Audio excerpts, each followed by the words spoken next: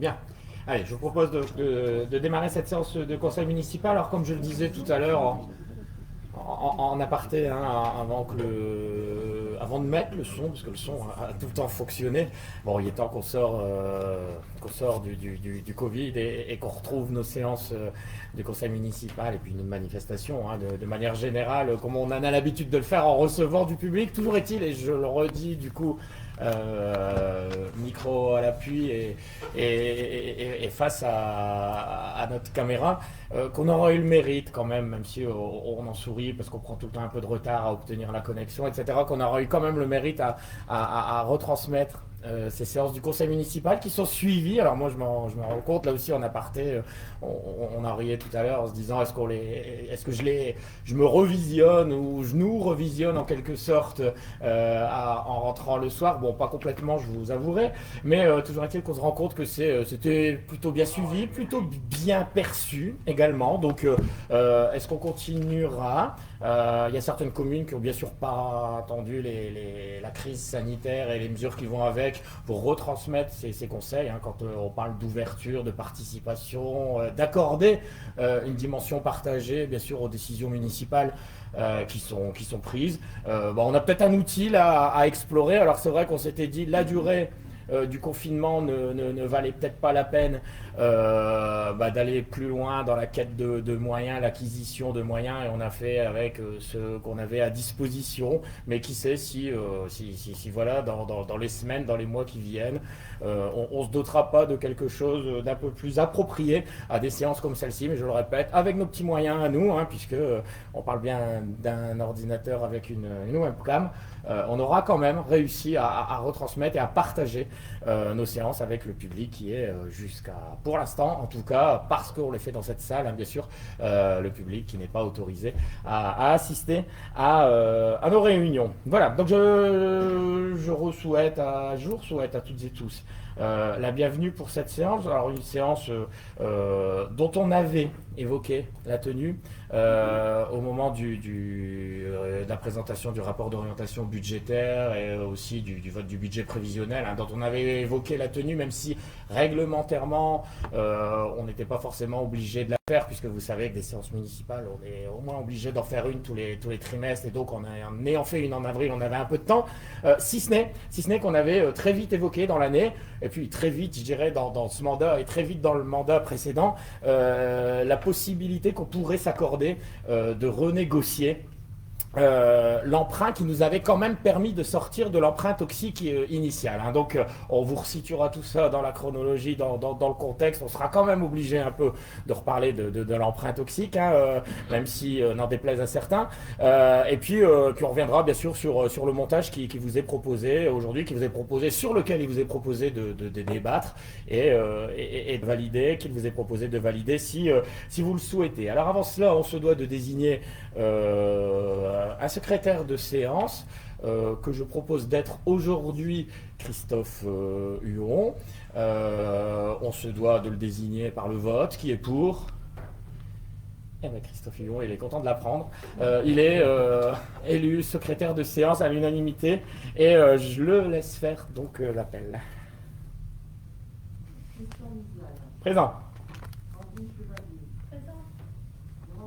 Présent. Présent. Présent. Présent. Présent.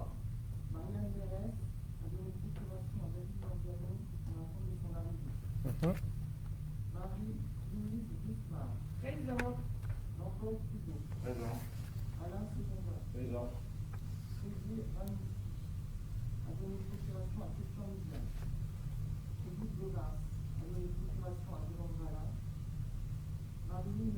Présent. Présent. Présent.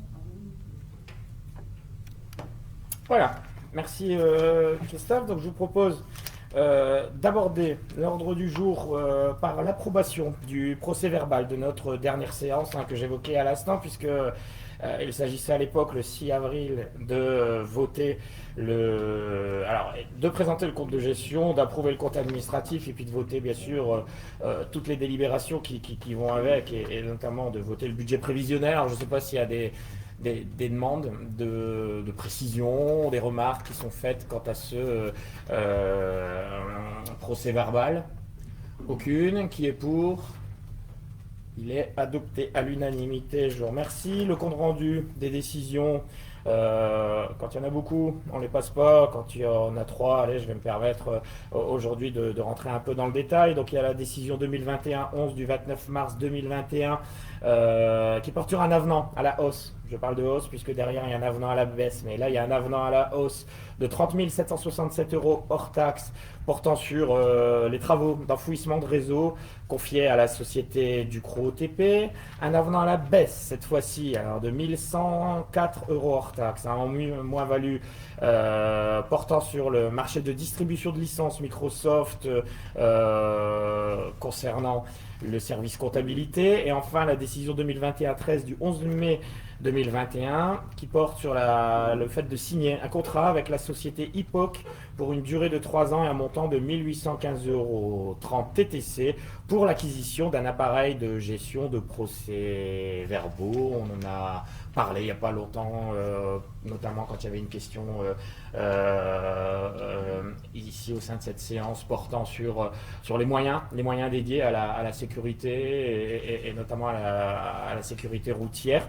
Et on avait fait état de cette possibilité qu'on s'accordait et que c'était budgété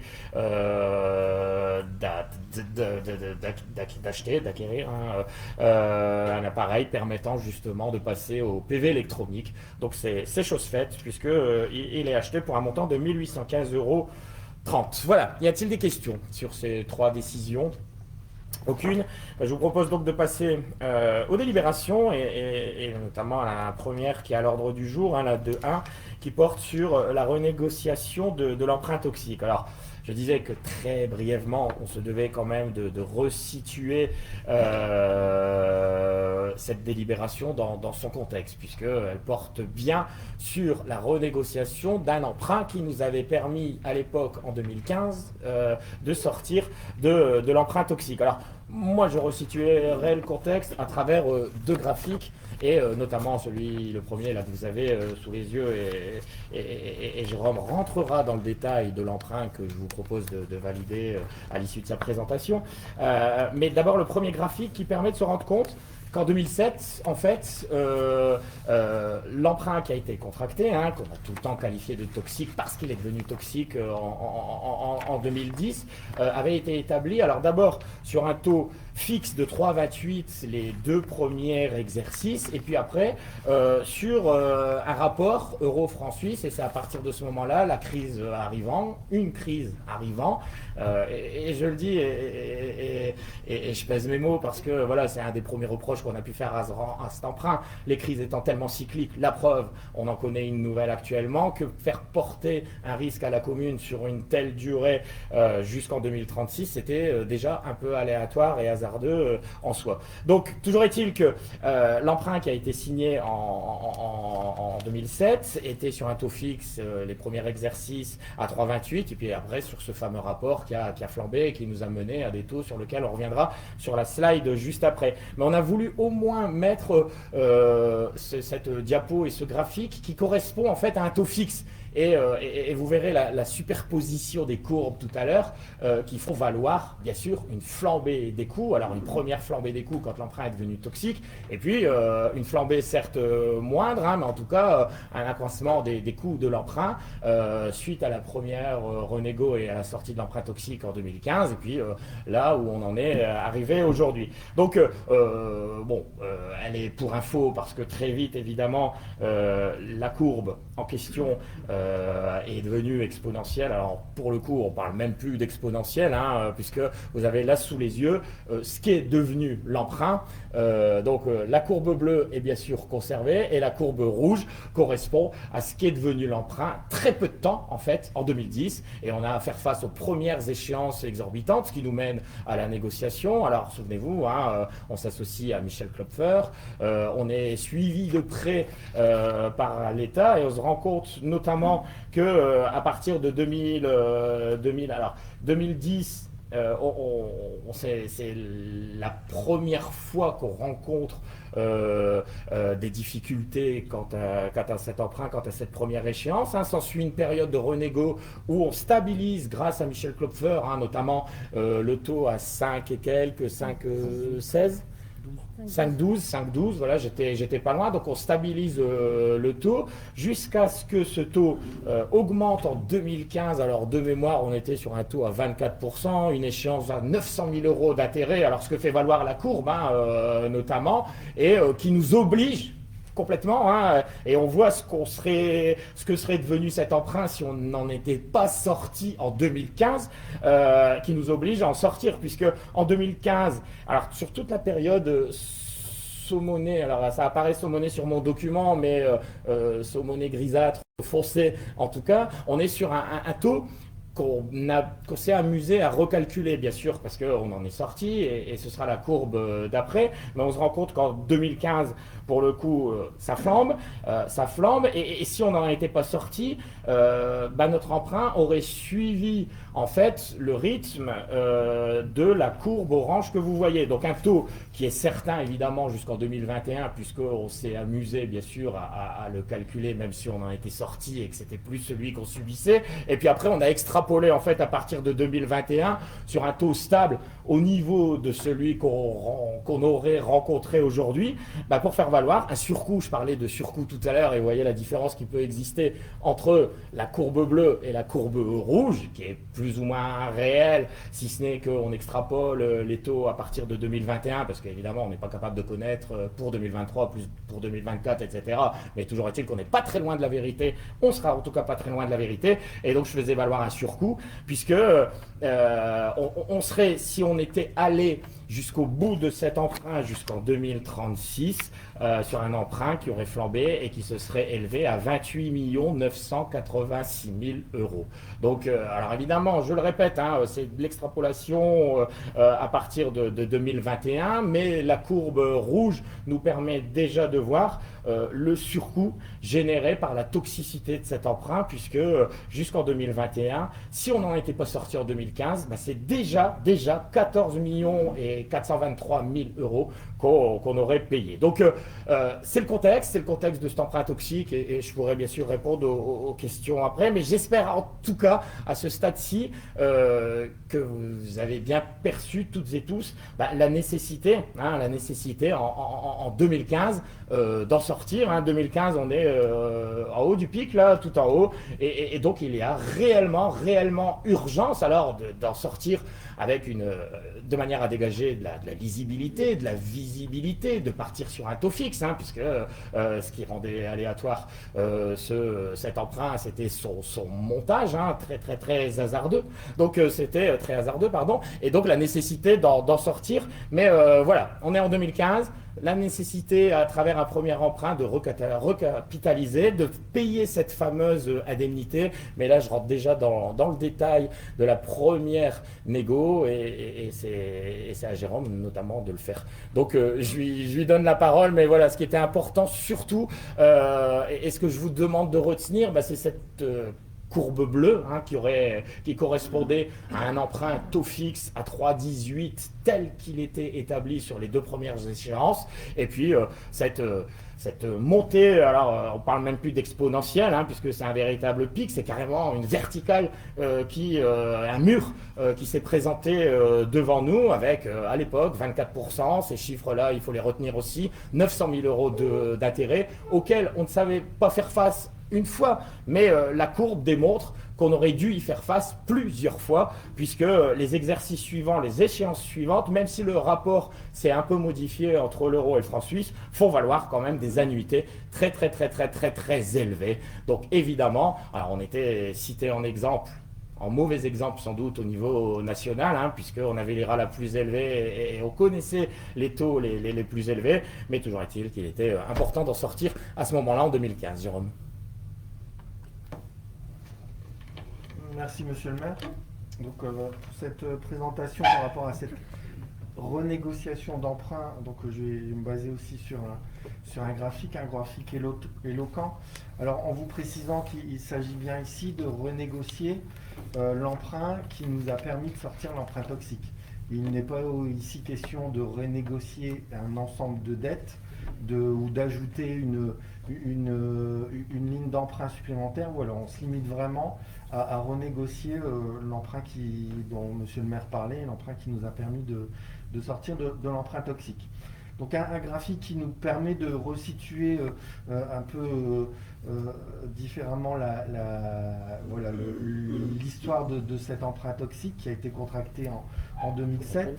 Donc avec une première partie qui s'établit sur un taux fixe qui était à l'époque de 3,18, avec un pic en 2010. C'était la première échéance qui n'était plus liée par le taux fixe.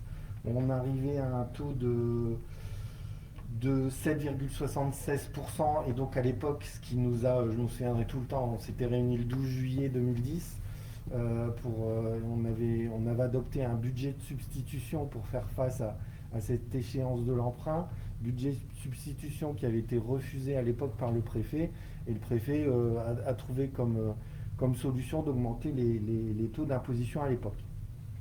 Comme le disait Monsieur le maire, on voit après sur les années suivantes une renégociation. On le disait, chaque année c'était une épée de Damoclès qui nous pesait sur la tête. Tous les 1er juillet, on se disait à quelle sauce on va être mangé, à quel taux on va subir cette échéance. Et chacune de ces années, le taux a été renégocié à 5,12. Donc avec, on le voit, une annuité globale de 2008 à 2015 de 4 133 000 euros. Donc arrive 2015 et la renégociation de l'emprunt toxique, avec à l'époque une IRA, donc une indemnité de remboursement anticipé de 16 millions d'euros, c'est-à-dire 16 millions d'euros à payer pour nous permettre, non pas de rembourser du capital, mais uniquement nous permettre de sortir de cet emprunt. Et heureusement, à l'époque, on avait bénéficié d'un dispositif dérogatoire et avec une aide de l'État de 11 millions d'euros. Donc ce qui nous a permis de renégocier et de sortir de cette structure toxique et de passer par un nouvel emprunt, donc à taux fixe qui était à l'époque de 3,28%. Donc là, vous avez le chiffre de ce que nous aurait coûté cet emprunt qui a été renégocié en 2015, donc en annuité, donc en sachant que dans l'annuité, on compte aussi bien le remboursement du capital que le remboursement des intérêts. Donc à un montant, si l'avis de cet emprunt aurait suivi son cours normal, donc un montant de 15 124 000 euros. Donc nous, sur cette somme-là, on a assuré les annuités de 2016 à 2020, donc pour un montant de 2 237 000 euros. Et arrive cette année 2021 avec le constat de plusieurs choses. D'abord qu'on bénéficie d'un contexte plutôt bénéfique au niveau des taux d'intérêt. Donc on l'a souvent dit, hein, en ce moment les taux d'intérêt sont particulièrement bas et c'était le moment de négocier. Je sais qu'il y a d'autres collectivités qui sont en train de renégocier aussi leurs dettes, c'est le cas notamment de Carvin. Donc voilà, c'était vraiment le moment de sortir de ce précédent emprunt et de bénéficier d'un taux plus bénéfique. Et effectivement, on le verra tout à l'heure, vous le voyez au titre de votre délibération, on est à un taux de 1,60%. Et aussi, le deuxième élément, et c'est là où on voit la différence de graphique entre l'emprunt qui a été négocié en 2015 et l'emprunt qu'on va vous proposer, c'est que les deux courbes s'éloignent de plus en plus. C'est-à-dire que si on avait suivi le cours normal de l'emprunt précédemment contracté, on aurait une annuité qui augmente d'année en année et avec un moment, d'ici une dizaine d'années, des difficultés à rembourser cet ancien, l'emprunt actuel. Et donc voilà, avec une nécessité de se projeter dans l'avenir et de bénéficier de ce contexte particulier. Donc on le voit au niveau des graphiques, et je peux rentrer dans le détail si vous le souhaitez. Hein. Alors on a un effet de baisse cette année de l'annuité, mais qui est plutôt conjoncturel, parce que voilà, c'est l'année où on renégocie. Mais à partir de l'année prochaine, on le voit des courbes qui se séparent. Et par exemple, en passant le nouvel emprunt, l'année prochaine, on aura une annuité inférieure de 649,97 €. On me dirait c'est pas grand-chose. Sauf qu'en 2023, c'est 7 915 €. En 2024, 16 000. Enfin, je vais peut-être pas faire toutes les années, mais on a 16 000. L'année d'après, 24 000, 34 000, 44 000, 56 000. Tout ça pour en arriver en fin de remboursement de l'emprunt qui avait été passé en 2015 à 300 000 € de différence. Plus exactement, 305 626,36 €. Et ce montant de 300 000 € de différence, ça représente 2 fois le déficit annuel, par exemple, de notre piscine quand elle sera en fonctionnement. Ça représente un quart du reste à charge en investissement de cette piscine. Donc on voit, voilà, c'est un coût non négligeable. C'est une économie que les élus en 2040 pourront apprécier. Voilà, ce choix de renégocier, il relève aussi de la responsabilité, mais à plus long terme. Et on le voit au travers de ce graphique. L'objectif, voilà, c'est d'alléger nos dépenses notamment d'investissement et aussi de fonctionnement. Alors certes, on va l'allonger dans le temps, mais ça nous permet de diminuer des annuités qui nous empêcheraient de bien consommer au niveau du fonctionnement ou de l'investissement. Donc certes, on allonge la durée de l'emprunt, mais voilà, on va limiter l'impact de l'emprunt précédemment contracté sur notre budget. Donc, Monsieur le maire le disait, cette renégociation a un coût. C'est ce qu'on appelait tout à l'heure l'IRA et qu'on appelle toujours l'IRA. Sauf que l'IRA en 2015, elle était de 16 millions. En 2021, elle sera de 3,6 millions. Alors ces 3,6 millions d'indemnités de remboursement anticipé, on va la prendre en compte de deux manières différentes, et on le verra tout à l'heure.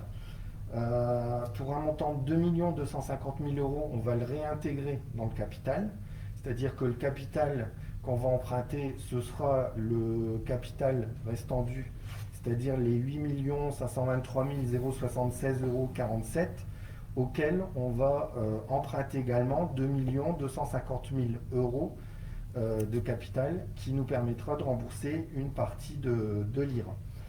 Et donc le solde de cette indemnité de remboursement, c'est-à-dire le montant de 1 388 000, sera lui intégré aux intérêts. Donc on voit que voilà, il y a une différence d'appréciation en fonction voilà, pour prendre en compte cette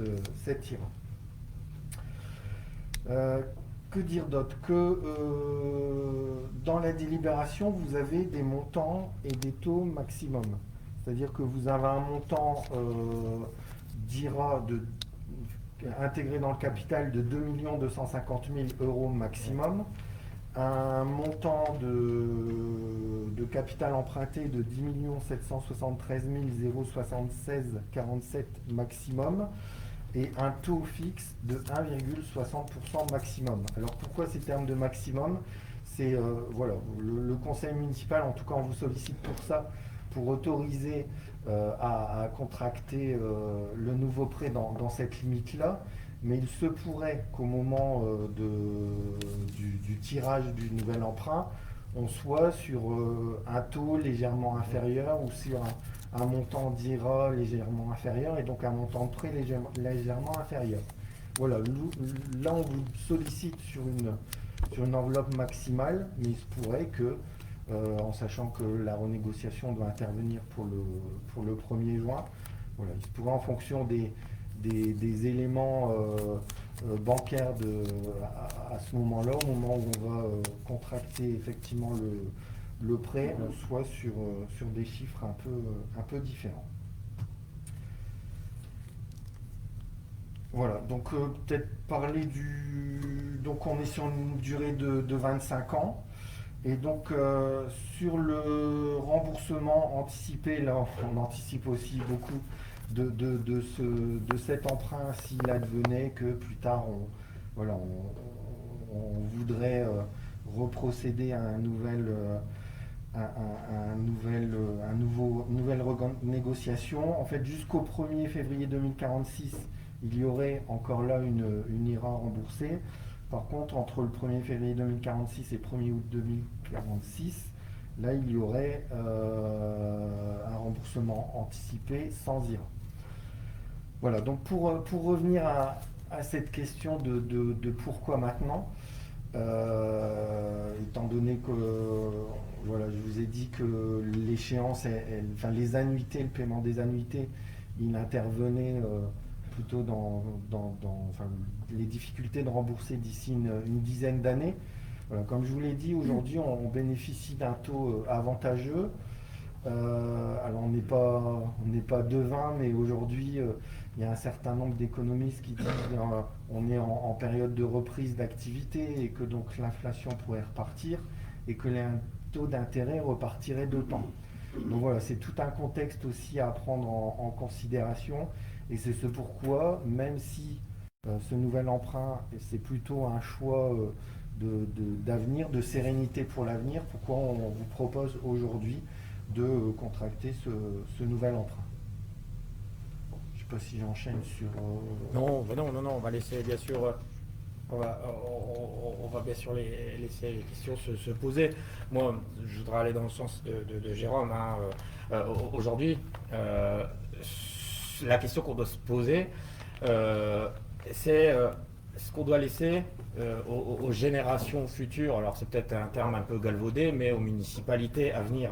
Et à travers cette proposition qui vous est faite aujourd'hui, c'est en quelque sorte le choix de la raison et de la responsabilité qui vous est demandé. Alors on pourrait très bien ne penser qu'à nous et à la municipalité qui va venir d'ici 5 ans maintenant, puisqu'on a vu les échéances. En fait, elles commencent à être difficiles à supporter à partir de 2026, 2027. Et ça, on le savait. On le savait évidemment en 2015 que ça allait devenir difficile à partir de 2025, 2026. Alors jusqu'en 2040, quand on voit évidemment 800 000 euros d'annuité, on savait très bien qu'on n'allait pas savoir y faire face à ces échéances-là. Mais il fallait attendre le moment propice. Alors j'espère que tout le monde a pris et partage au moins le fait, et la courbe le révèle, en témoigne, en tout cas va dans le sens de mon propos, qu'il fallait au moins en sortir de 2015. On était pieds et poings liés avec un emprunt toxique, et on a vu que la renégo avec la SFIL, dans des conditions qui ont été ce qu'elles étaient, c'est cette fameuse courbe grise, une IRA quand même de 3 millions, une indemnité de sortie de 3 millions, alors qui est très loin des 16 millions de l'emprunt toxique, mais qui a le mérite quand même d'être là à 3 millions, donc dans des conditions qui étaient ce qui étaient, mais on n'avait pas forcément d'autre choix à l'époque, en 2015, d'accepter un emprunt, un taux fixe, un 3,18, une IRA, en sachant qu'il serait toujours le moment serait propice à un moment, le moment serait un moment propice de renégocier cet emprunt par rapport avec des taux qui nous conviendraient le mieux. Donc voilà, évidemment que 2015, il fallait en sortir. Évidemment, lorsqu'on nous a proposé un tableau d'amortissement qui nous a fait tourner la tête, notamment sur les dernières années, les dernières échéances de cet emprunt, on était conscient qu'il faudrait qu'il était nécessaire de sauter sur l'occasion pour renégocier. Comme Jérôme l'a dit, le moment est propice aujourd'hui puisque les taux sont relativement bas pour être en mesure de renégocier. Alors oui, ça a un coût. Quand je parle de choix de la raison, choix de la responsabilité, aujourd'hui, ce qu'on fait comme choix, c'est évidemment d'étirer cet emprunt, j'utilise cette image-là, d'assumer un surcoût de 700 000 euros. Alors la Délib fait état d'une dégradation de 500 000 euros parce que Jérôme a expliqué l'histoire des taux, etc. Mais globalement, on sera aux alentours de 700 000 euros de surcoût. Donc le choix qu'on fait également, pour pas avoir à faire supporter nos annuités extrêmement élevées et qu'on ne saurait assumer dans les exercices budgétaires à venir à partir de 2030, le choix qu'on fait, c'est de payer un peu plus cher sur une durée plus longue et donc d'assumer des annuités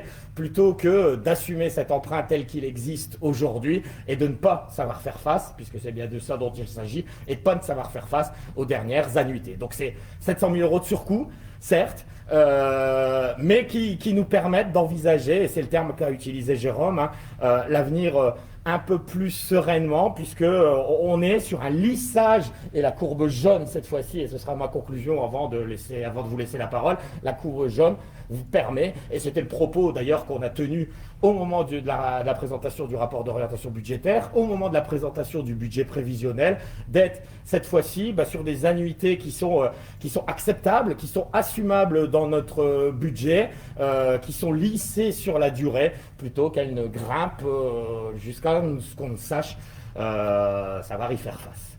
Voilà, j'espère qu'on a été clair et sur les chiffres, et sur le montage, et sur les enjeux, les intérêts, le contexte, et tout ce qu'on veut. Et puis, on est là, bien sûr, tous les deux pour répondre aux questions, s'il y en a.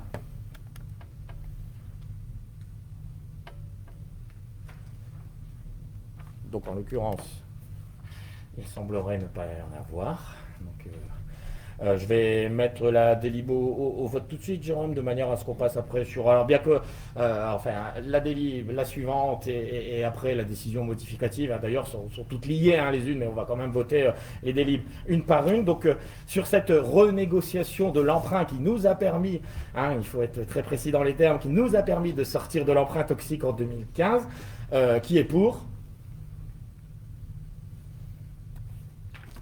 adopté à l'unanimité, et je le répète, c'est pas moi qui vous remercie, c'est pas nous qui vous remercions, ce sont les municipalités à venir qui n'auront pas en 2040, alors on verra bien, qui sera aux manettes à ce moment-là, mais en tout cas en 2040 qui n'auront pas assumé des annuités de 800 000 euros. Voilà, merci pour eux. Jérôme, je te laisse poursuivre. Merci monsieur le maire. Donc avec la contractualisation de ce nouvel emprunt, on pourra déterminer un nouveau coût en termes d'annuité pour avoir remboursé ce fameux emprunt qui a été passé en 2007. Donc en 2007, c'est 9,2 millions d'euros de capital qu'on avait emprunté. Et si on prend toujours sur le graphique les 4 133 000 de l'emprunt toxique de 2008 à 2015, plus les 2 337 000 des annuités entre 2016 et 2020, plus les 12 887 000 euros d'annuités sur le nouvel emprunt donc de 2021 à 2046. Donc c'est un montant de 19 257 000 euros. Tout ça pour rembourser un capital emprunté en 2007 d'un montant de 9 millions d'euros. Donc la délibération suivante, c'est donc par rapport au remboursement anticipé, l'indemnité de remboursement anticipé, on vous propose d'étaler cette indemnité. Le principe veut qu'on rembourse l'IRA en une fois, et comme on l'a vu, on intègre une partie de l'IRA au titre du capital emprunté, donc pour un montant maximal de 2 250 000 euros, et donc étalé sur une durée de 18 ans, donc à hauteur de 125 000 euros par an.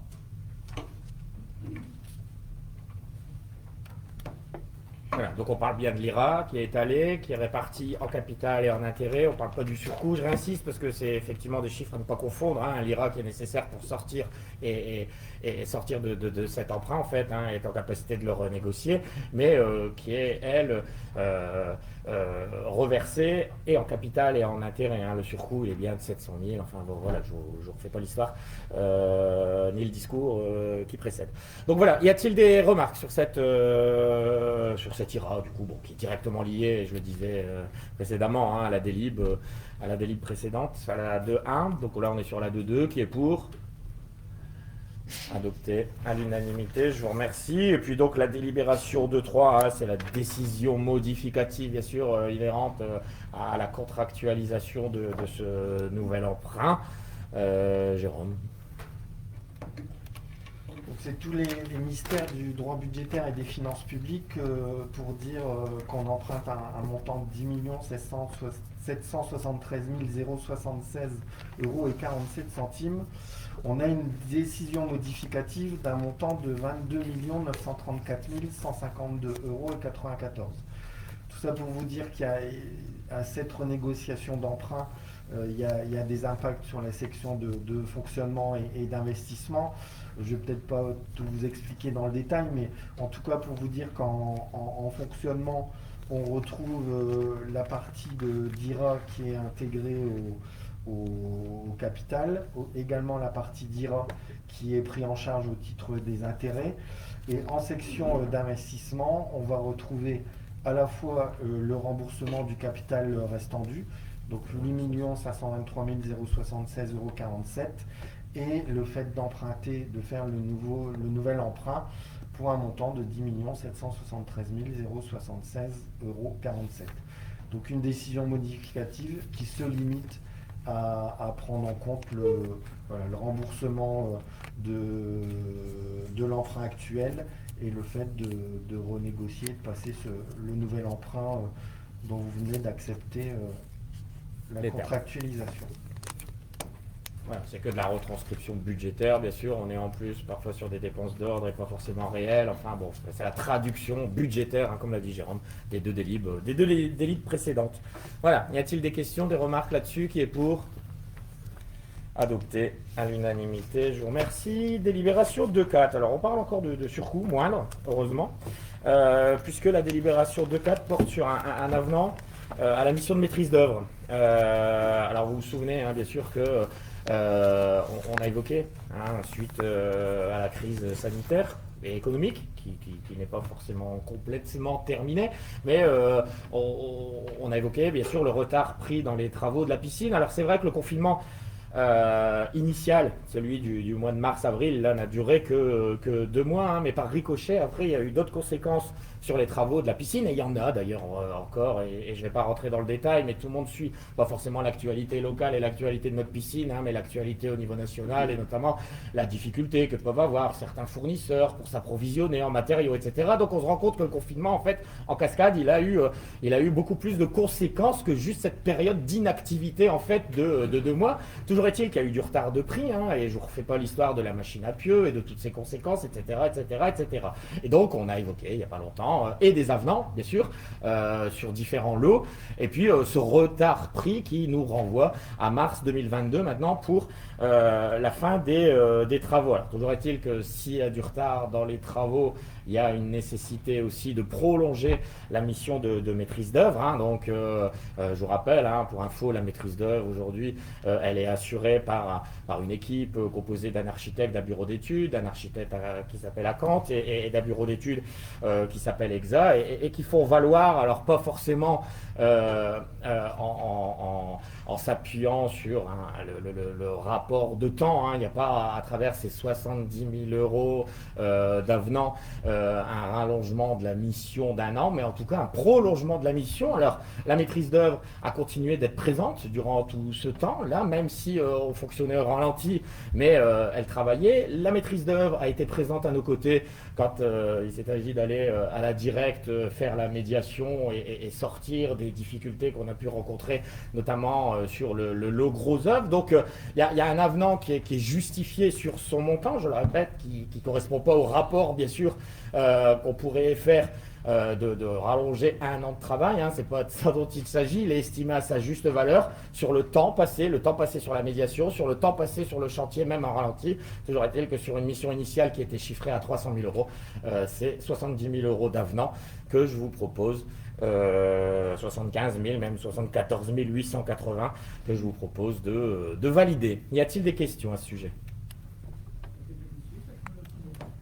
Oui, je dis, le rapport, enfin l'avenant, il n'a pas été établi sur une simple prolongation d'1 an de mission, hein. On aurait pu le faire si mathématiquement que ça, hein. Initialement, c'était 300 000 euros.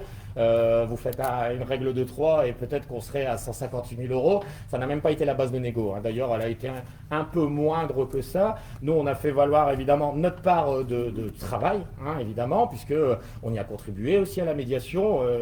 Mes services ont également, nos services ont également suivi les travaux durant toute cette période-là. Et bref, ils ont apporté leur pierre à l'édifice. Donc oui, ça a été négocié. Si vous faites le rapport, évidemment, 70 000 euros ne correspond pas. Alors on a été jusqu'à du mieux qu'on pouvait, hein. On a gratté 30-40 000 euros pour info. Mais la logique aurait pu vouloir que on établisse une règle de 3 pour faire valoir 1 an de prolongation. Bon, en l'occurrence, on s'est dit que c'est pas complètement à 1 an de prolongation que ça correspond. Certes, il y a eu du temps de passer et sur le terrain et dans les bureaux de la directe, mais ça ne doit pas correspondre forcément à 1 an de travail. Donc on en est arrivé à ces 75 000 euros. Le fruit de la négo apparaît dans le courrier, hein, du cabinet Acante, qui précise en espérant que ce nouvel effort consenti par la maîtrise d'œuvre obtiendra toute votre attention. Donc voilà, c'était effectivement négocié et ça nous apparaissait comme la rémunération la plus juste.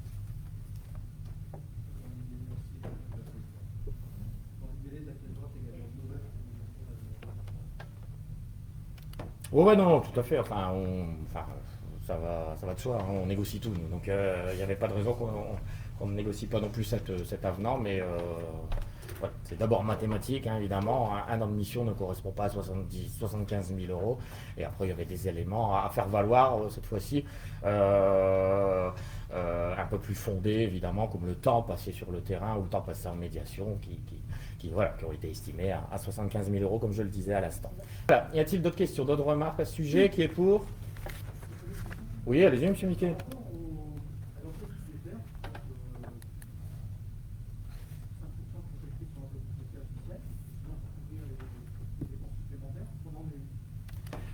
On maîtrise encore un peu, puisque on a conservé une enveloppe destinée à l'actualisation des prix, hein. Alors évidemment, quand on prend un retard, il y a une actualisation des prix qui sera peut-être nécessaire ou pas, hein. Je vous parlais tout à l'heure de la flambée des matériaux. Bon, pour l'instant, ça n'a aucune conséquence, mais on verra où ça va nous mener derrière, parce que le gros œuvre est en cours, et c'est peut-être les autres lots qui seront concernés et impactés par une actualisation des prix. Donc toujours est-il que nous, on avait estimé une actualisation des prix qu'on a budgété. Donc on est encore dans une enveloppe maîtrisée plus ou moins de surcoût. Bon, il ne faudrait pas que ça dépasse de trop, hein. De tête, on a une marge encore par rapport à un projet de 6 millions, hein. C'est de ça qu'on parle. Donc évidemment, tout surcoût prend une proportion exorbitante, mais on a encore un peu de marge à 100 000 euros près pour se faire subventionner dessus. Après, on assume pas, on sera obligé d'assumer, évidemment, hein. On ne va pas arrêter les travaux en cours de route, mais toujours est-il qu'on est encore dans l'enveloppe qu'on avait arrêtée et qu'on avait subventionné. Encore aujourd'hui, on a évoqué une réactualisation de notre part et on va tenter de réactualiser nos prix auprès des financeurs et peut-être de se faire entendre, hein. Là-dessus, on n'en sait rien, mais pour l'instant, on maîtrise encore les surcoûts, mais on n'a plus beaucoup de marge de manœuvre, sachant que la seule incertitude maintenant, et je l'espère, reste cette actualisation des prix que peut-être les fournisseurs et donc les titulaires des différents lots vont faire valoir auprès du maître d'ouvrage que nous sommes. Mais on fera dans tous les cas, on fera les comptes, bien sûr, à la fin, M. Miquet, il n'y a pas de souci, de manière très transparente, ici devant cette Assemblée, et puis bien sûr devant notre population. Il n'y aura pas de problème pour ça. Voilà, donc je ne sais plus si je l'ai fait voter, du coup, si je l'ai fait voter cet avenant. Non, ben, je le fais voter. Alors, qui est pour? Adopté à l'unanimité. Je vous remercie. Alors, 2-5, alors évidemment, ça vient alléger, mais de très peu, le surcoût. Le surcoût que j'ai fait valoir à l'instant, hein, puisque la délibération de 5, elle, porte cette fois-ci sur un avenant à la baisse, hein, sur une moins-value de 4 421,46 €. Alors, pour à cette échelle-là, évidemment, par rapport à ces montants-là, sur une modification minime du projet qui porte sur la disposition des douches. Hein.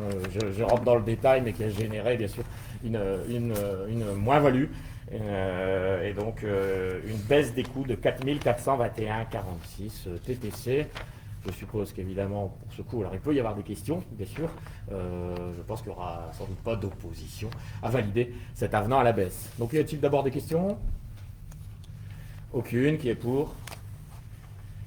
Avenant validé à l'unanimité. Je vous remercie. La délibération de 6, alors c'est une délibération cette fois-ci qu'on a l'habitude de passer traditionnellement en cette période, hein, puisqu'elle porte sur la tarification applicable, notamment et essentiellement d'ailleurs, hein, à ceux qui diffusent la publicité, qui affichent de la publicité. Alors je le dis essentiellement puisque la taxe locale sur la publicité extérieure pourrait nous permettre, hein, également de taxer les commerces et les entreprises. Et c'est un choix politique alors qu'on a fait depuis bien longtemps, hein, et qui s'inscrit dans notre politique de sauvegarde du commerce de proximité. Évidemment que ce serait un non-sens d'aider nos commerces, d'acheter des cellules, de permettre l'installation des uns et des autres, et puis derrière de les taxer sur les enseignes. Donc ça fait bien longtemps que nos commerces et nos entreprises sont exonérés de cette taxe sur les enseignes apposées bien sûr sur leur façade. Par contre, on ne lâche pas forcément nos afficheurs publicitaires. Vous le voyez à travers la tarification, alors qui est au taquet. Hein, alors, on pourrait discuter longtemps de l'impact de la publicité, notamment des 4x3, quand on les trouve en entrée de ville ou en sortie de ville, et de la dégradation des paysages. Il y a notamment un 4x3.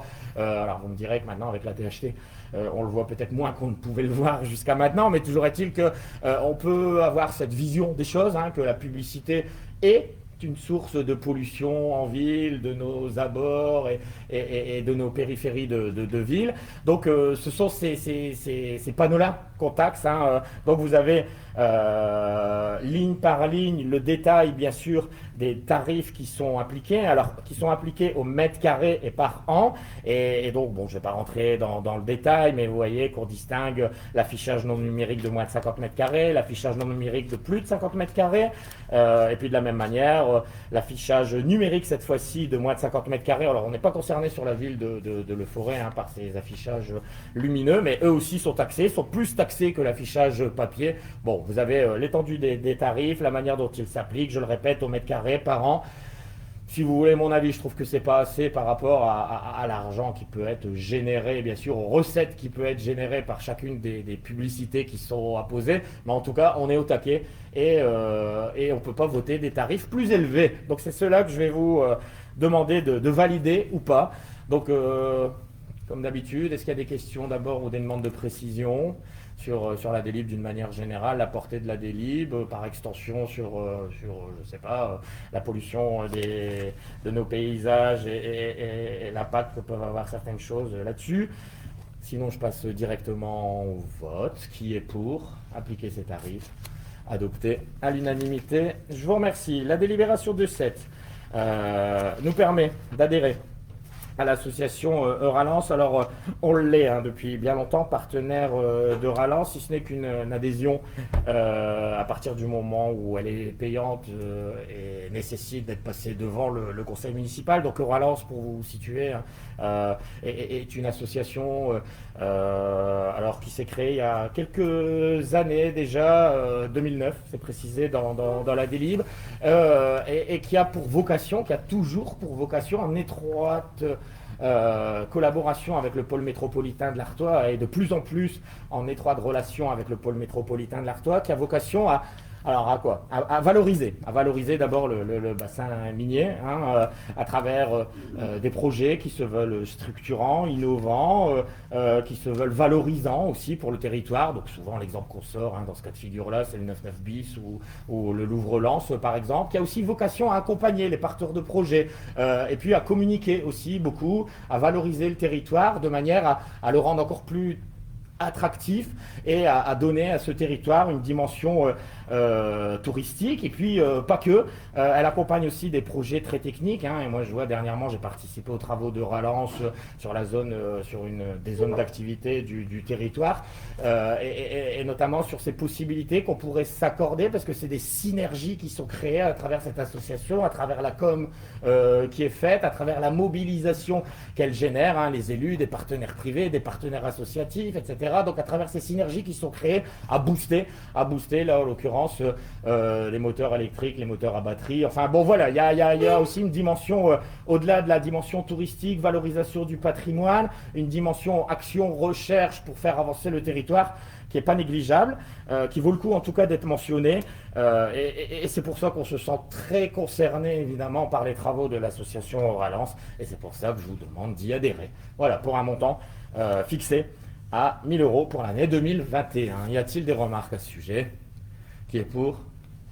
Adopté à l'unanimité. Je vous remercie. La délibération 2.8 porte sur le fonds de concours en fonctionnement, piscine. Donc on a parlé de la piscine à travers ces avenants et on espère que très vite elle rouvrira de manière à ne plus bénéficier de ce fonds de concours transport, hein, mais au contraire de bénéficier de l'autre fonds de concours qui a été mis en place par la CAC et qui permet de recevoir en fonction du nombre d'élèves du territoire accueillis au sein de la piscine, de recevoir l'équivalent de 5 € par entrée. Je pense que c'est à peu près les tarifs qui sont arrêtés. Donc pour mémoire, hein, la dernière année, en 2014, la dernière année d'ouverture pleine, nous avions touché au titre du fonds de concours fonctionnement de la piscine, hein, bien sûr, entrée piscine. Hein, là on parle, et j'y reviendrai juste après, sur les transports qui sont générés par le fait d'aller à l'extérieur, hein, pour le coup, mais on avait touché 140 000 € en 2015 par rapport au nombre d'entrées. C'est d'ailleurs sur cette base-là qu'on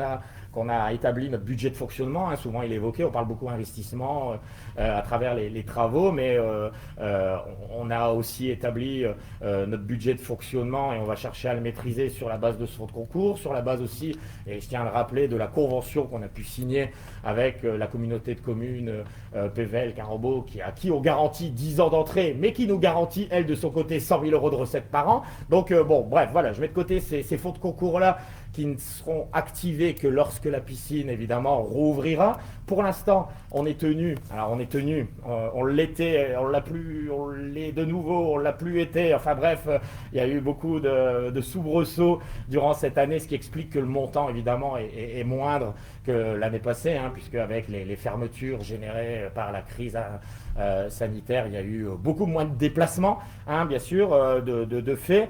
Et donc on est sur une possibilité d'aller quand même chercher un fonds de concours à hauteur de 2183,44 correspondant à la moitié du coût des transports générés par les déplacements de nos petits, le Forestois, vers les piscines extérieures, essentiellement de mémoire Courrières. Donc voilà, ce qui nous permet de remercier aussi la ville de Courrières de nous accueillir, hein, durant ce laps de temps et de remercier la CAC aussi pour ce fonds de concours correspondant qui vient alléger de 50%, hein, c'est la règle des fonds de concours bien sûr, de prendre en charge 50% d'un coût, et là en l'occurrence c'est le coût des transports. Voilà. Y a-t-il des questions là-dessus? C'est une délib qu'on a l'habitude de passer, si ce n'est que les chiffres ne sont pas les mêmes, je le répète, cette année, puisqu'il y a eu bien sûr beaucoup moins de déplacements à cause de la crise et du Covid. Pas de remarques? Voilà, donc je mets au vote. Qui est pour? Adopté à l'unanimité, je vous remercie. La délibération 2.9 porte sur la taxe communale sur la consommation finale d'électricité. Alors Jérôme l'avait évoqué. Jérôme l'avait évoqué au moment de la présentation du budget en précisant notamment que c'est l'État qui prenait la main là-dessus. D'ailleurs, il y a une délib qui a été prise dans ce sens, qui établissait un taux. Alors aujourd'hui, la délib ne porte pas sur le taux appliqué à la taxe communale sur la consommation finale d'électricité, mais sur le fait que, vous le savez, puisque là, il n'y a rien de neuf de ce côté-là, c'est la FDE, la Fédération départementale de l'énergie, qui la perçoit, qui la collecte pour nous et qui en reverse une partie. Alors jusqu'à maintenant, elle a reversé 97%, se conservant 3% en fait pour l'accompagnement des communes. Et très souvent, on souligne l'importance, le rôle de la FDE, l'importance donc à travailler aux côtés des communes. On le voit d'ailleurs, ce qu'on donne d'un côté à travers plus c'est 3%, mais c'est 5%, puisque les chiffres ont significativement été modifiés. Mais cet accompagnement, elle nous le rend très bien, puisque de la même manière, elle finance nos projets, elle a financé la rénovation de notre éclairage public, elle a financé aussi la FDE, notre enfouissement. Enfin bref, elle nous rend bien ce qu'on lui donne à travers cette taxe communale sur la consommation finale d'électricité qu'elle perçoit. Si ce n'est que, je le disais, les chiffres sont revus un petit peu à la hausse en termes de participation, de contribution, puisque jusqu'à maintenant, c'était 97% qu'elle nous reversait. Et là, c'est 95%. Donc, elle se prend 2% en plus, faisant valoir, et j'y adhère en tout cas, moi, faisant valoir l'accompagnement grandissant en direction des communes, des collectivités, dans ces projets. Donc ça représente un montant de 2 000 € par an, c'est bien ça. Et donc la modification significative que je vous propose d'adopter, alors on ne modifiera pas le taux. Je le rappelle, c'est l'État qui a la main là-dessus. On ne modifiera pas le mode de collecte. Je le rappelle, c'est la FDE qui collecte pour nous. Mais on délibère aujourd'hui sur le fait de reverser 5% plutôt que 3% jusqu'à maintenant. Voilà. Y a-t-il des remarques à ce sujet? Aucune. Qui est pour? Adopté à l'unanimité. Je vous remercie. Voilà, on passe aux délibérations associative. Bon, je garde la main, d'autant plus que c'est du classique, alors je ne vais pas dire du répétitif, parce qu'il n'y a rien de répétitif et tout est important, mais c'est vrai que c'est une délib qu'on a l'habitude de passer. Alors, on n'a volontairement pas mis de date, parce qu'il y a encore un petit côté aléatoire qui repose sur ces délibérations-là, qui nous permettent d'accompagner nos associations dans l'organisation de leurs manifestations. Ici, on parle des amis du plan d'eau, qui souhaiteraient, qui espèrent, et nous aussi, organiser le challenge de la ville comme elles ont l'habitude de le faire et qui génèrent de notre part une subvention exceptionnelle de 650 €. Donc cette subvention, je vous propose de la valider.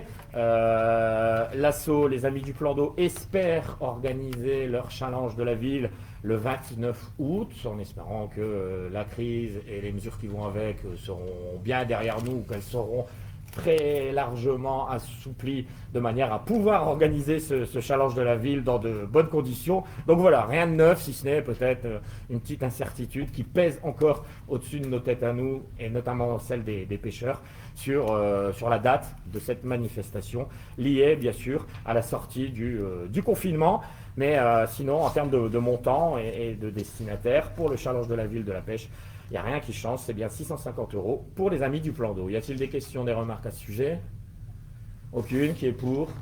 Adopté à l'unanimité, je vous remercie. Et la délibération 3.2, là aussi, c'est quelque chose qu'on a l'habitude de présenter à ce moment-ci pour préparer la saison sportive à venir. Donc en espérant qu'en septembre, tout rentrera dans l'ordre. Ce qui voudrait dire que notre club de natation, en attendant la réouverture de sa piscine, puisse continuer de nager et de fonctionner à Saint-Lenoble. Donc ça, c'est des conventions bien sûr qu'on a l'habitude de passer. Alors les tarifs n'ont jamais évolué. Donc là aussi, vous avez le détail à créneau d'1 heure de piscine le mardi soir et le jeudi soir pour un montant de 2 340 €, et ce qui nous permet aussi de la même manière qu'on l'a fait tout à l'heure, de remercier cette fois-ci la ville de Saint-Lenoble qui nous ouvre. C'est très bien qu'en cette période où il y a un déficit en piscine, on pourrait parler du secteur où ENA a été démoli comme la nôtre.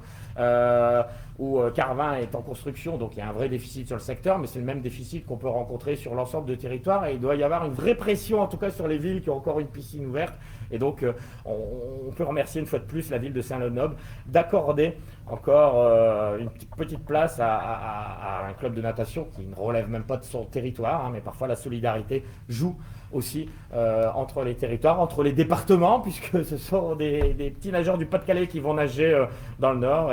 Et voilà, une fois de plus, on remercie la ville de Saint-Lenoble pour sa bienveillance. Voilà, je répète, donc une convention, 2 créneaux horaires, le mardi soir, le jeudi soir, pour un montant de 2 340 € à l'année, ce qui équivaut à une redevance de 32,50. En plus, ils ne nous font même pas payer le tarif extérieur, enfin, comme ils auraient pu le faire s'ils avaient été moins sympas. Voilà, y a-t-il des questions à ce sujet? Aucune. Qui est pour? Adopté à l'unanimité, je vous remercie. La délibération 4.1. Alors, ça fait quelques temps qu'on passe des livres qui nous permettent de régulariser certaines situations. Alors, en fonction des opportunités qui se présentent à nous, ou alors en fonction de la manière dont on peut être interpellé par rapport à certains projets. Et là, pour faire très bref, hein, dans le cadre d'un projet d'acquisition, on s'est rendu compte qu'il n'y avait jamais eu de servitude de passage sur un parking qui nous appartient, donc de servitude de passage de formaliser. Alors évidemment, l'acquisition de cette maison nécessite de formaliser les choses, alors que ce soit des servitudes de passage des voitures, en tout cas de la circulation, quelle qu'elle soit, et puis d'un passage des réseaux, puisque l'acquisition de cette maison va aussi générer la libération d'un terrain attenant et sans doute une construction aussi sur ce logement. Donc ça ne vient pas perturber le stationnement en place, hein, puisque je parlais de parking, mais en l'occurrence, et je pense que vous avez le plan. Ouais, voilà, vous avez le plan. Donc c'est quelque chose qui était annexé ou en tout cas utilisé comme passage depuis bien longtemps, et vous l'avez sous les yeux, hein, ce plan, mais simplement on se propose bien sûr de formaliser les choses pour pas avoir à trop traîner de casseroles, comme on pourrait les appeler, hein, comme on les évoque parfois, mais c'est le temps qui le veut, et donc à formaliser cette servitude. Donc vous avez le plan, cette servitude est consentie bien sûr à l'euro symbolique, c'est bien ça, puisqu'elle existait, il aurait été malvenu de notre part, ou en tout cas très incorrect de la faire payer, chose qu'on a faite hein, parfois, et je ne reviens pas sur les projets qui permettaient, par exemple, sur ces servitudes qui permettaient de désenclaver un terrain, de le rendre constructible. Alors je ne vais pas citer les noms, mais on l'a fait par ailleurs, et on a parfois donné des valeurs à cette servitude. Là, on ne vient juste que rétablir un manque du passé, si je puis dire, rétablir une situation bien en place depuis bien longtemps, puisque vous avez sans doute, grâce à la photo, réussi à vous situer et à vérifier que ce passage était bien emprunté depuis bien longtemps, même si les choses étaient loin d'être formalisées. Voilà, y a-t-il des questions sur cette servitude? Aucune. Qui est pour? Adopté à l'unanimité, je vous remercie. La délibération 4.2 porte, elle, sur un avenant à la convention de versement de la participation financière. Alors on évoquait la FDE, et puis donc indirectement, hein, quand j'évoquais la FDE, et notamment les aides qu'elle propose dans nos projets d'enfouissement et de rénovation d'éclairage public, vous savez que en même temps, de manière complémentaire à la FDE, il y a la CAC qui aussi, à travers son fonds de concours, intervient. Alors on avait passé une première délib, et il y avait une première convention qui avait été signée sur un coût de travaux éligible qui a été revu à la hausse, puisqu'initialement le coût de travaux éligible et qui permettait d'être instruit par les services de la FDE était de 34 000, alors il a été revu à la hausse sur la rue Casimir Beunier à hauteur de 85 000 et quelques, hein, vous avez le tableau sous les yeux, ce qui nous permet d'aller chercher plus à la FDE, et ce qui nous permet également d'aller chercher plus à la CAC. Donc, et ce qui nous permet aussi un reste à charge un peu plus élevé, hein, de manière très transparente. Mais voilà, projet revu à la hausse, donc un avenant à la convention qui permet d'avoir une participation de la FDE un peu plus élevée et un fonds de concours de la CAC un peu plus élevé également. Y a-t-il des remarques à ce sujet? Aucune. Qui est pour? adopté à l'unanimité. Je vous remercie. On passe aux délibérations concernant les ressources humaines. Alors la première, la délibération 5.1. Là aussi, je vais essayer de faire le plus synthétique possible. La première délibération porte sur alors les modifications du régime indemnitaire qu'on a appelé RIFSEP en son temps, qui sont issus d'une loi et pour lesquelles un premier pas, en direction desquels un premier pas avait été fait, puisque il y a 2 ans de ça, on a mis en place l'IFSE, alors pour faire très court aussi, le RIFSEP qui veut dire régime indemnitaire tenant compte des fonctions, suggestions de l'expertise et de l'engagement professionnel, se décomposait en 2 parties. L'IFSE qu'on a adopté, qu'on applique déjà depuis 2 ans, et donc le CIA qu'il nous restait à mettre en place. Donc l'IFSE a nécessité justement de réorganiser, en tout cas d'établir un organigramme, puisqu'il repose sur les fonctions réelles des agents et pas forcément sur le grade. Alors ça a évidemment beaucoup de sens, je trouve, cet IFSE, et je l'avais défendu comme ça, et beaucoup avaient partagé bien sûr mon avis, puisque les primes, puisque le RIFSEP évidemment vient se substituer à l'ensemble des primes en place dans les collectivités, et donc l'IFSE s'appuyait sur les fonctions des uns et des autres et pas forcément sur leur grade, donc sur les fonctions qui parfois faisaient valoir des capacités d'encadrement, de management, donc plus on encadre et plus on a de primes, des savoir-faire, une certaine technicité, enfin bref, un organigramme qui permettait d'établir, on l'espère en tout cas, ça a été validé à l'époque par le CT, par le conseil municipal, un IFSE à sa juste mesure en fonction des responsabilités et des tâches des uns et des autres. Restait à mettre en place le CIA, qui veut dire, lui, le complément indemnitaire annuel, restait à le mettre en place, et un CIA qui se substituer, lui, en tout cas, à la prime de qualité de service, qui était incompatible avec le régime de primes existant, en tout cas incompatible avec le RIFSEP. Donc, pour être clair, nos agents, ce qui n'est pas le cas de l'ensemble des collectivités, mais nos agents bénéficient 2 fois par an donc d'une prime de qualité de service qu'on se devait évidemment de supprimer au profit du CIA. Alors, la volonté politique partagée au moment où on a commencé à se réunir sur le RIFSEP, c'était de dire, bon, on n'a peut-être pas forcément tout le temps les moyens d'augmenter le régime indemnitaire, par contre, on fera tout pour que personne ne perde quelque chose. Et personne n'a rien perdu dans l'histoire. Et donc, le raisonnement, le cheminement qui a été le nôtre, et je le rappelle, nécessité réglementaire de supprimer la prime de qualité de service, ça a été de diluer cette prime de qualité de service dans l'IFSE, qui a été donc quelque peu augmenté en fonction des possibilités qu'on avait, parce que bien sûr tout est encadré, et a été dilué aussi dans le CIA, ce qui fait qu'au bout du compte, personne ne gagne rien ou vraiment à la marge, parce que parfois à 1 euro, 2 euros, 3 euros près, ou alors en fonction de l'évolution des responsabilités, ça évidemment c'est carrément autre chose, mais personne n'a rien perdu, personne n'a rien gagné, ou en tout cas à la marge. On est raccord avec les obligations réglementaires, et donc ce que je vous propose, c'est d'appliquer ce CIA à partir du 1er janvier 2022. Voilà, alors je peux répondre à vos questions parce que ça peut être parfois difficile à comprendre. En tout cas, on est sous le coup de la loi, bien sûr. Je le répète, pour résumer les choses.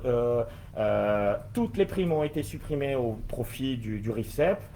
On était à jour sur l'IFSE qui s'est établi en fonction de la place des uns et des autres dans l'organigramme. Nous restait à mettre le CIA qui, lui, par contre, s'imposait au détriment de la prime de qualité de service qu'il a fallu supprimer et donc diluer pour que personne ne perde rien. Voilà, alors évidemment, ça change en termes de versement, puisque vous l'avez bien compris, la prime de qualité de service, elle était biannuelle, elle était versée en 2 fois, en tout cas en juin et en décembre, alors que là, en diluant la prime de qualité de service dans le CIA et dans l'IFSE, elle sera distribuée mensuellement. Mais au bout du bout, évidemment, ce sera les mêmes chiffres que chaque agent pourront évidemment faire valoir. Y a-t-il des remarques à ce sujet? Oui. Sur le nombre de fois qui a été fait, je reprends en compte.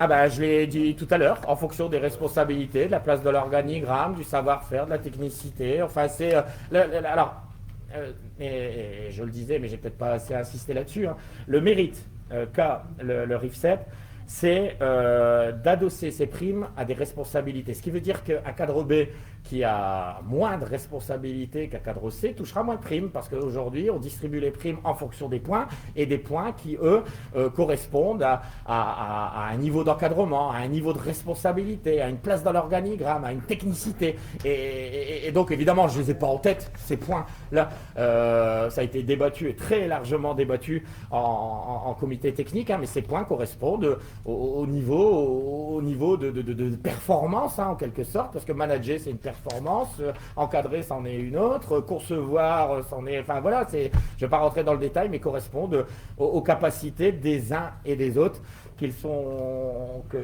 nos agents en mesure de faire valoir pour bénéficier de ces primes. Voilà, pas d'autres remarques. Qui est pour ?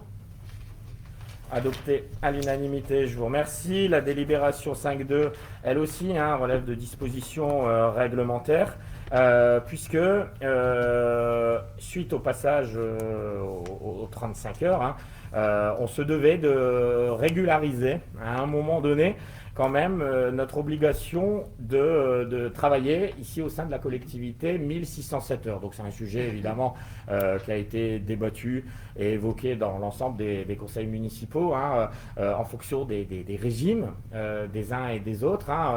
On a parfois en fonction des collectivités, on a parfois plus de congés d'une collectivité à l'autre. Après, il y a tout ce qu'on appelle les journées du maire, entre guillemets, qui peuvent correspondre à une demi-journée offerte au moment de Noël, à une demi-journée offerte au moment du Nouvel An, à une demi-journée offerte à la Sainte-Barbe. En tout cas, c'est le cas de Le Forêt. Et donc, on était obligé de répondre à un moment donné quand même, et on y répondra à partir du 1er janvier 2022.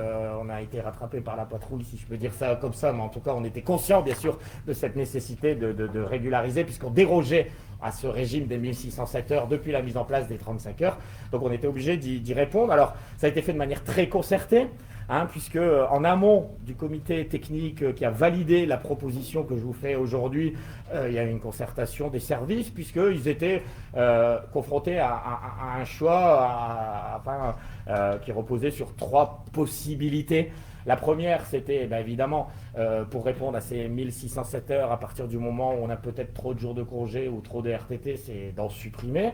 Et la deuxième possibilité, évidemment, qui a été partagée par tous et qui a fait l'unanimité, c'est de travailler plus quotidiennement, hein, et de conserver ces jours de congé. Donc aujourd'hui, c'est là-dessus que repose cette délibération. Alors sachant qu'il aurait proposé de travailler aux agents une demi-heure,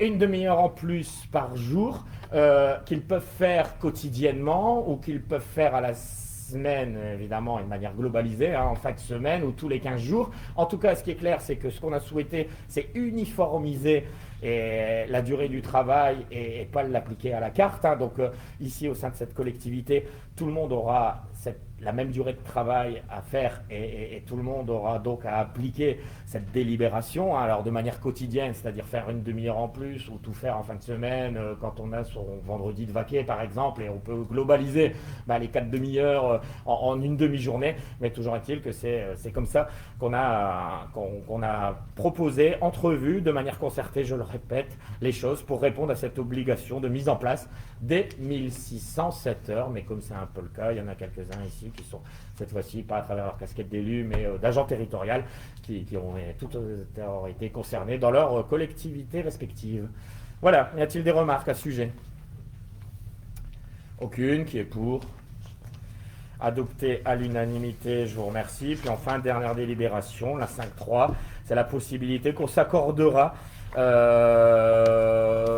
de poursuivre alors notre attention vis-à-vis de l'insertion des jeunes. Hein. On fait du mieux qu'on peut, c'est jamais facile de répondre à l'ensemble des sollicitations qu'on peut avoir, notamment quand elles relèvent de l'apprentissage, et Dieu sait. Alors c'est peut-être un reproche, c'est vrai qu'on parle beaucoup de l'apprentissage, de la plus-value qu'il génère, hein, évidemment, de la plus-value que génère l'alternance, hein, de passer la moitié du temps en entreprise, l'autre moitié en école sur des cours théoriques. Mais ce dont on peut se rendre compte, c'est autant il est facile d'avoir une place dans un établissement scolaire, d'avoir sa formation, autant l'entreprise d'accueil est parfois difficile à trouver. Donc c'est vrai qu'on croule sous les sollicitations, quel que soit le niveau. Hein. D'ailleurs, ça va du CAP jusqu'au BTS ou au bac++++, qu'on peut faire également en alternance. Alors nous, on n'est pas en capacité forcément d'accueillir tout le monde parce que, évidemment, qu'un BTS, gestion des ressources humaines, management ou alors des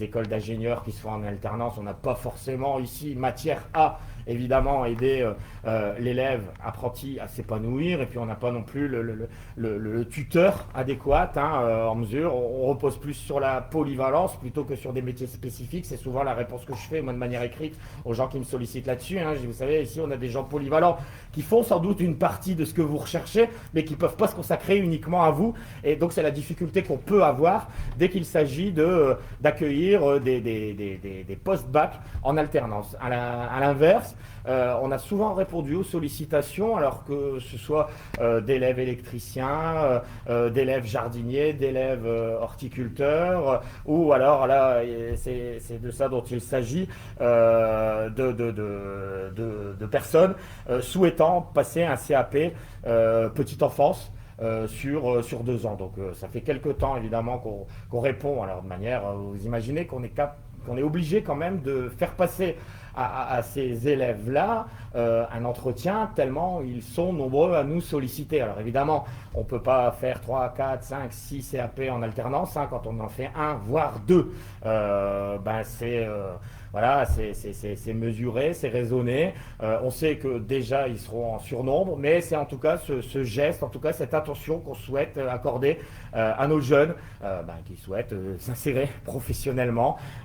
Et donc ce que je vous propose à travers cette délibération-là, c'est de créer un poste qui permettra d'accueillir une jeune ou un jeune désireux de suivre sur 2 ans un CAP petite enfance. Voilà. Y a-t-il des questions là-dessus? Aucune. Qui est pour? Adopté à l'unanimité, je vous remercie. Alors, j'ai pas beaucoup d'infos diverses à vous donner. On a beaucoup évoqué la piscine. On a un peu évoqué aussi les travaux et de la rue Casimir-Beugnet à travers le fonds de concours. Donc, il y a une deuxième phase qui se poursuit, puisque vous avez pu voir que l'enfouissement est en cours. Derrière, ce sera la réfection des trottoirs, et puis s'en suivra. Il y a un courrier qui a été distribué dans ce sens aux riverains. S'en suivra l'intervention du département sur la création d'un rond-point et la réfection de la chaussée. Donc évidemment, tout ça suit son cours et on n'est que sur l'enfouissement et la dépose des câbles avant de procéder à la réfection des trottoirs. Mais tout ça est organisé, on a communiqué auprès de la population. Kléber a démarré aussi. L'installation des premiers résidents est en train de se faire aussi. Donc ça, c'est pour les gros projets qui sont les nôtres. On a souvent aussi évoqué l'école maternelle, la réfection de la toiture, et on devrait être dans les clous pour démarrer au mois de juillet et profiter des vacances pour faire les travaux. Donc au niveau travaux, ça suit bien son cours. On n'est pas trop impacté, même si voilà, on ne revient pas sur les aléas qu'a pu connaître la piscine. Bon, on souhaiterait que de la même manière notre activité associative, nos animations reprennent. Alors il y a un choix qui a été fait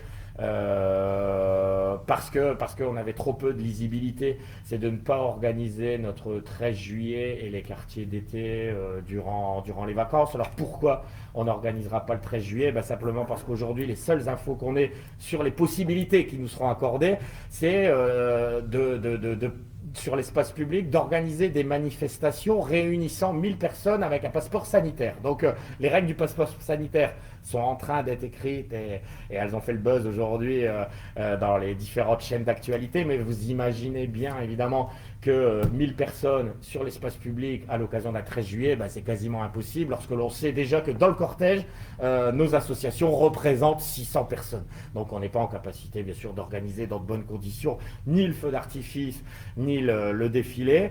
Donc on réfléchit alors d'abord à une reprise progressive, et Dieu sait, et tant mieux, combien les assos sont taqués pour reprendre. Donc l'idée, c'est vraiment de reprendre sur des petits formats, et donc il y aura une petite fête de la musique, le festival des enchanteurs, enfin voilà, tout ça reprend progressivement, mais sur des petits formats, avant de réfléchir peut-être à une grosse manifestation, qui sait, à la rentrée. Alors c'était le discours que j'avais tenu il y a un an aussi, en renvoyant toutes ces manifestations-là annulées à la rentrée, et profiter de la Ducasse de septembre en se disant on va faire un gros événement. Bon, puis en fin de compte, mon propos n'avait pas tenu longtemps, puisque on avait subi de nouvelles contraintes dès la rentrée de septembre. Donc là, on espère que tout ira mieux, mais en tout cas, le 13 juillet arrive trop vite, et c'est trop court par rapport au 29 juin, puisque quand je vous parle des nouvelles mesures et de sortie de confinement, de desserrement des contraintes, au 29 juin, ce qui nous sera imposé, alors sauf miracle, mais on ne peut pas l'anticiper évidemment le miracle, mais ce qui nous sera imposé, c'est des manifestations à 1000 avec passeport sanitaire. Donc évidemment, dans ces conditions-là, impossible d'organiser le 13 juillet et le feu d'artifice. Alors, je ne suis pas en train de vous dire que je reporte le 13 juillet, en tout cas le défilé des associations à la rentrée de septembre, mais qui sait, peut-être un concert, qui sait, peut-être un feu d'artifice, enfin on verra bien où on en est. En tout cas, l'idée, c'est de reprendre progressivement et prudemment, parce que on voit l'engouement que suscite ce desserrement, on le voit sur nos terrasses, on le voit dans les associations,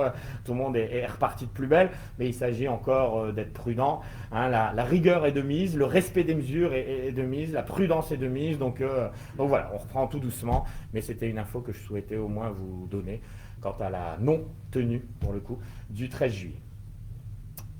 Voilà, il ne me reste plus qu'à vous remercier. Alors, on n'aura sans doute pas l'occasion de se revoir en conseil municipal avant cet été. Donc, je vous donne rendez-vous pour des séances du conseil municipal au mois de septembre. Et puis, je l'espère, très vite. Alors, un calendrier qui va se remplir, puisque déjà ce week-end, il semblerait qu'il y ait une ou deux manifestations, et pour les week-ends à venir, d'autres aussi, des manifestations qui nous permettront de se retrouver et puis de retourner, chose pourquoi on est fait, de retourner à la rencontre de notre population. Voilà, merci en tout cas de votre attention. Bon retour, et puis à très vite.